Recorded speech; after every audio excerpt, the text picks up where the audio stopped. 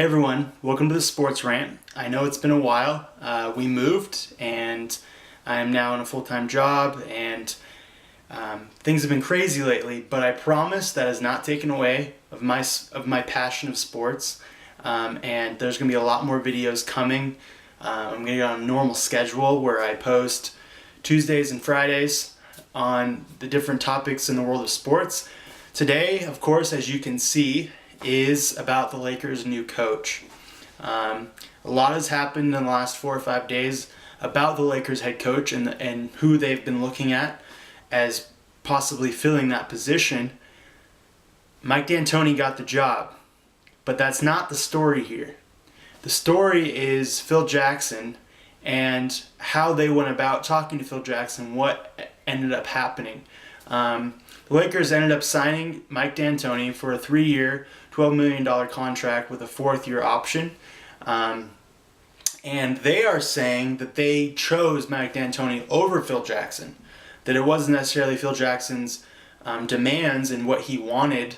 It was actually because they didn't want to try to implement the triangle offense again, and that would complicate things just like the Princeton offense complicated things and ultimately ended up having Mike Brown fired. So they're claiming that this is who they chose. They chose him over Phil Jackson. I don't know how much I believe how it was totally their decision. And one thing that surprised me the most is Kobe actually claims that he's really excited about this and that he's looking forward to working with Mike D'Antoni, which I believe. But I also believe that he's probably kind of down about not getting Phil Jackson back.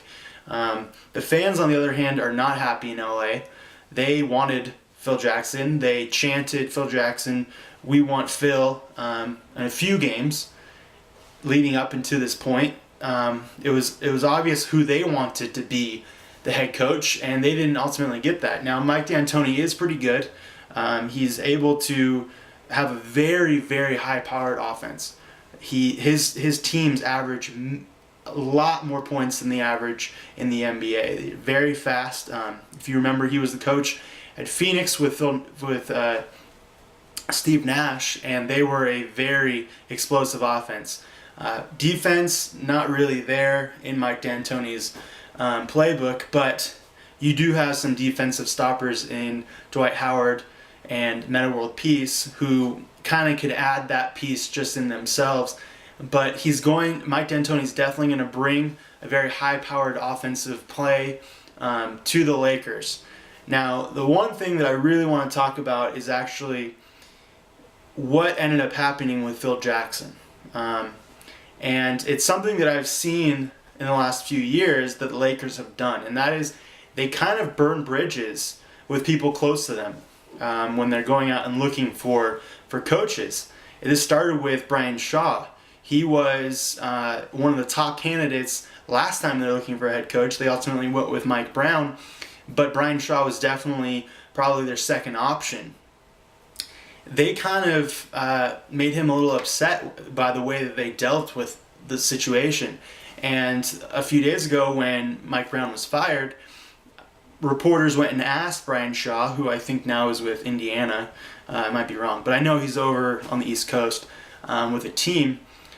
They asked him, would you coach the Lakers? And he kind of laughed, and he kind of saw it as kind of a joke. He didn't take it serious, and that's a really bad sign for the Lakers because it shows that they didn't take care of their own. Even though they didn't choose Brian Shaw, they could have maybe done it in a better way. I'm not sure exactly how they parted ties, but it came up again with Phil Jackson. He was, quote, stunned by the actual choice that the Lakers made. He was told that it was his job to lose or choose, and that they wanted him. He gave them a list of things that he was looking for in his contract, and he was willing to negotiate with him today. He was going to talk to him on Monday.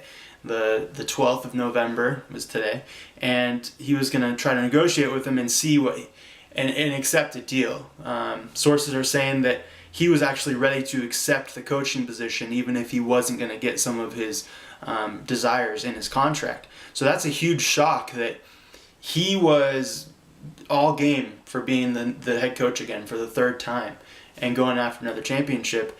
And the Lakers actually pulled out the rug from underneath him, called him late last night and said, hey, we just decided to go with Mike D'Antoni.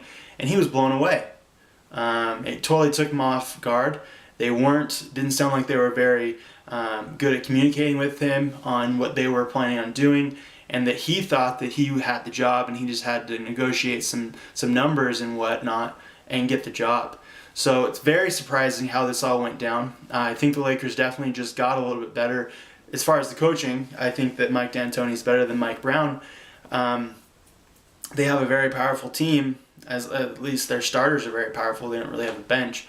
But we'll see in the next few days, in the next few weeks, how this plays out and if they're able to turn it around. Comment below on what you think of how this all went down. If you're a Laker fan, let me know how you feel, if you like this hire, if you wanted Phil Jackson. If you're not a Laker fan, how does this make you feel? Do you think that the Lakers just got a lot better? Do you think they made a huge mistake, that they could have gotten even better with Phil Jackson or even another coach? So comment below, and don't forget to come back. There are going to be more videos.